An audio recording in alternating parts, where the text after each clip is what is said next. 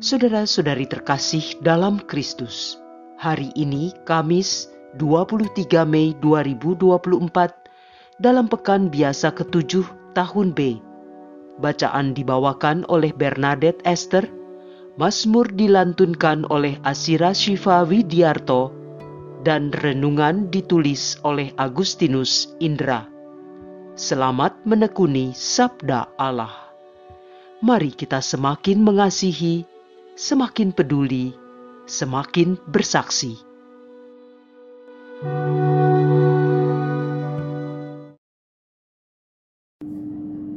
Dalam nama Bapa dan Putra dan Roh Kudus. Amin. Selamat pagi Tuhan Yesus. Kembali kami menghadap-Mu mengucap syukur atas hari yang baru serta atas nafas kehidupan yang boleh kami terima di pagi ini. Dampingilah kami di sepanjang hari ini ya Bapa, agar apa yang kami kerjakan, apa yang kami ucapkan adalah kebenaran yang semuanya adalah bersumber daripada-Mu. Dan semoga kami bisa menjadi berkat bagi sesama kami. Amin. Bacaan dari surat Rasul Yakobus, bab 5, ayat 1-6. Hai kalian orang-orang kaya, menangislah dan merataplah atas sengsara yang akan menimpa kalian. Kekayaanmu sudah membusuk dan pakaianmu sudah dimakan ngengat. Emas dan perakmu sudah berkarat, dan karatnya akan menjadi kesaksian terhadap kalian dan akan makan dagingmu seperti api. Kalian telah mengumpulkan harta pada hari-hari yang sedang berakhir. Sesungguhnya telah terdengar teriakan besar karena kalian telah menahan upah para buruh yang telah menuai hasil ladangmu. Dan keluhan mereka yang menyabit panenmu telah sampai ke telinga Tuhan semesta alam. Kalian telah hidup dalam kemewahan dan berfoya-foya di bumi. Kalian telah memuaskan hati sama seperti pada hari pembantaian. Kalian telah menghukum, bahkan membunuh orang jujur, dan ia tidak dapat melawan kalian. Demikianlah sabda Tuhan.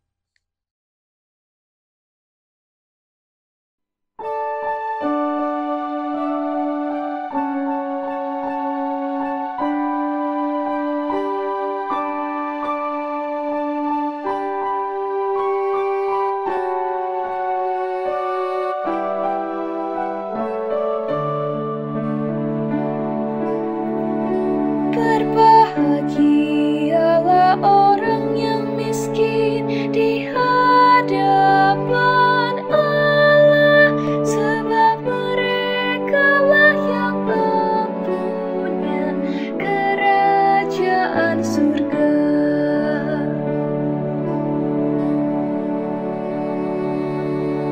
Inilah jalan orang-orang yang mengendalikan dirinya sendiri, ajal orang-orang yang banggakan perkataannya sendiri. Seperti domba mereka meluncur ke dalam dunia orang mati, gembalanya ialah maut. Berbahagialah orang yang miskin di hadapan Allah, sebab merekalah yang mempunyai kerajaan surga.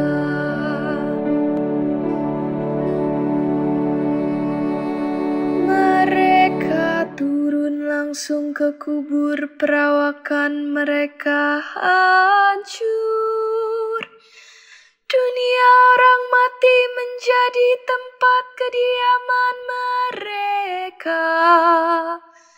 tetapi Allah akan membebaskan nyawaku dari cengkraman dunia orang mati. Sebab Ia akan menarik aku. Berbahagialah orang yang miskin di hadapan Allah, sebab merekalah yang empunya kerajaan surga.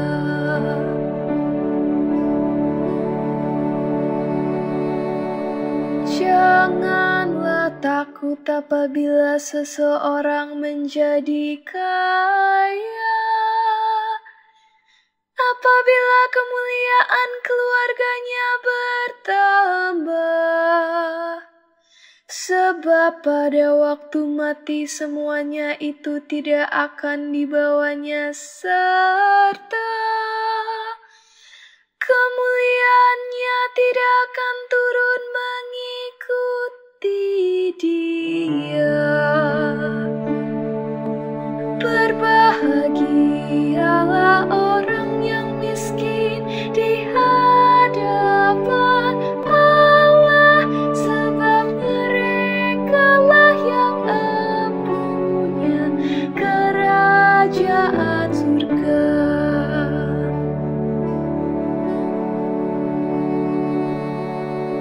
Sekalipun pada masa hidupnya ia menganggap dirinya berbahagia, sekalipun orang menyanjungnya karena ia berbuat baik terhadap dirinya sendiri, namun ia akan sampai kepada angkatan nenek moyangnya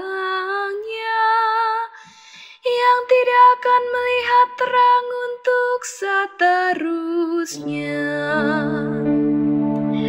Berbahagialah orang yang miskin di hadapan Allah, sebab merekalah yang empunya kerajaan surga.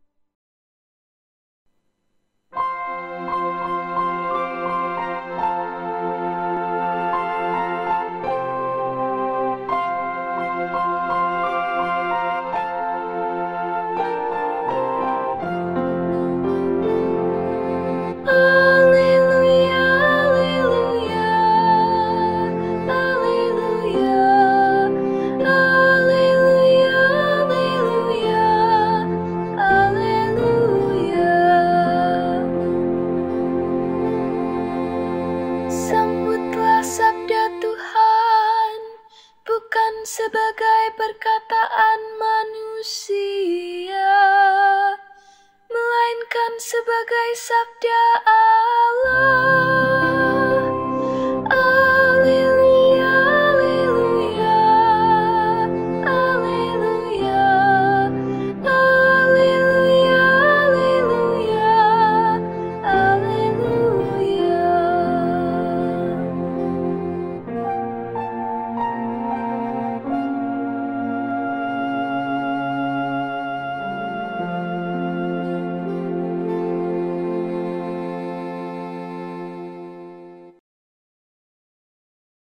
Inilah Injil suci menurut Markus, bab 9, ayat 41 sampai 50. Pada suatu hari berkatalah Yesus kepada murid-muridnya, "Barang siapa memberi kalian minum air secangkir oleh karena kalian adalah pengikut Kristus, ia tak akan kehilangan ganjarannya. Barang siapa menyesatkan salah seorang dari anak-anak kecil yang percaya ini, lebih baik baginya jika sebuah batu kilangan diikatkan pada lehernya, lalu ia dibuang ke dalam laut. Dan jika tanganmu menyesatkan engkau, penggalah. Karena lebih baik bagimu dengan tangan terkudung masuk ke dalam kehidupan, daripada dengan utuh kedua belah tangan masuk ke dalam neraka, ke dalam api yang tak terpadamkan. Dan jika kaki menyesatkan engkau, penggalah. Karena lebih baik bagimu dengan kaki timpang masuk ke dalam hidup, daripada dengan utuh kedua kakimu dicampakkan ke dalam neraka. Dan jika matamu menyesatkan engkau, cungkilah. Karena lebih baik bagimu masuk ke dalam kerajaan Allah dengan bermata satu, daripada dengan bermata dua dicampakkan ke dalam neraka, di mana ulat-ulat bangkai tidak mati dan api tak pernah padam. Sebab setiap orang akan digarami dengan api. Garam itu memang baik, tetapi jika garam menjadi hambar, dengan apakah kalian akan mengasinkannya? Hendaklah kalian selalu mempunyai garam dalam dirimu, dan selalu hidup berdamai seorang dengan yang lain.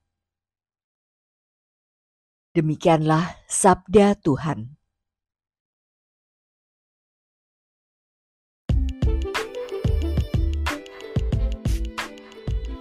Menjadi garam dunia. Renungan dibawakan oleh Agustinus Indra.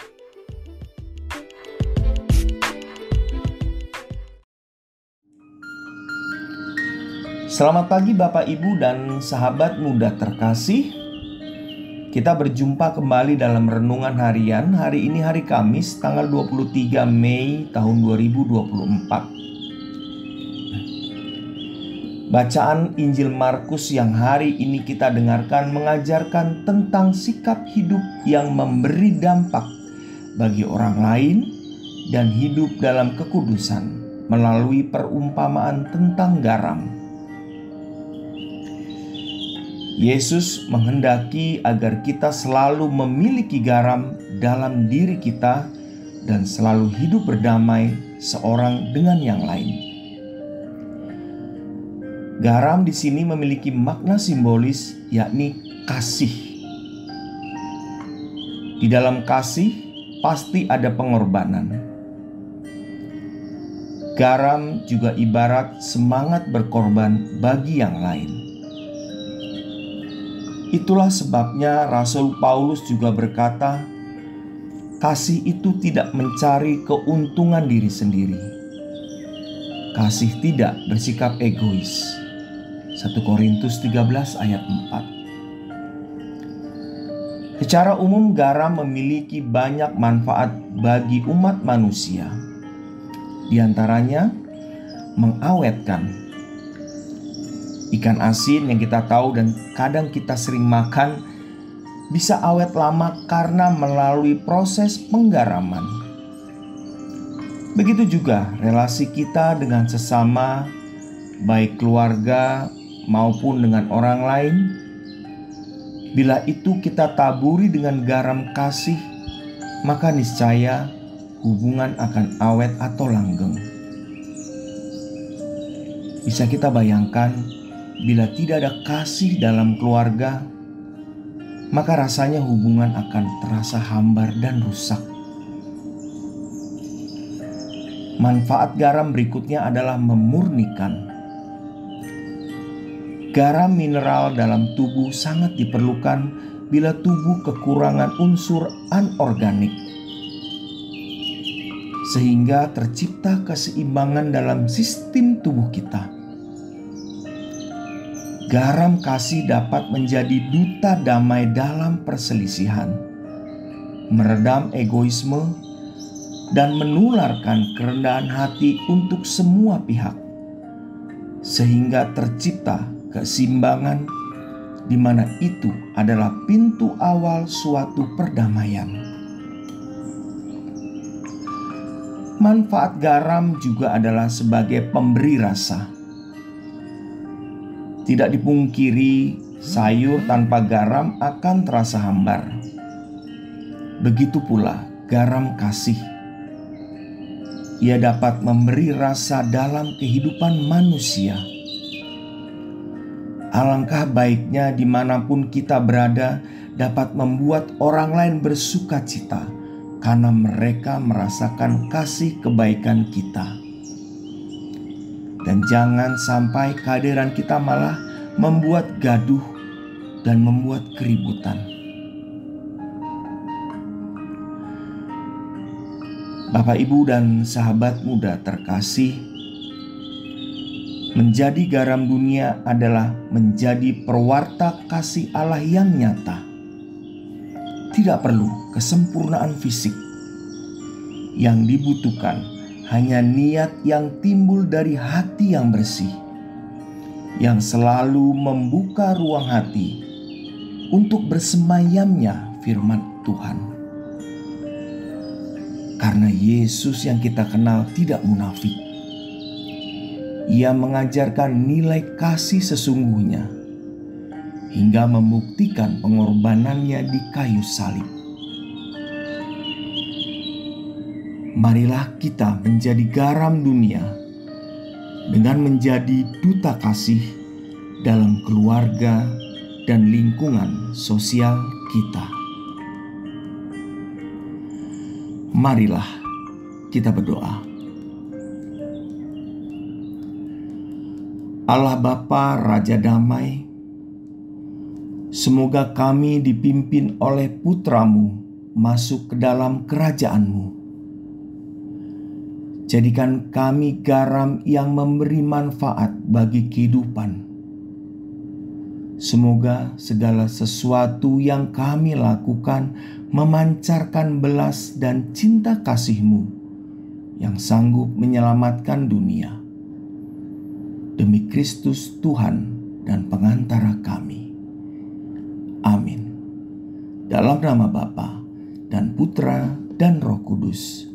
Amin. Selamat beraktivitas, semoga berkat Tuhan menyertai kita semua.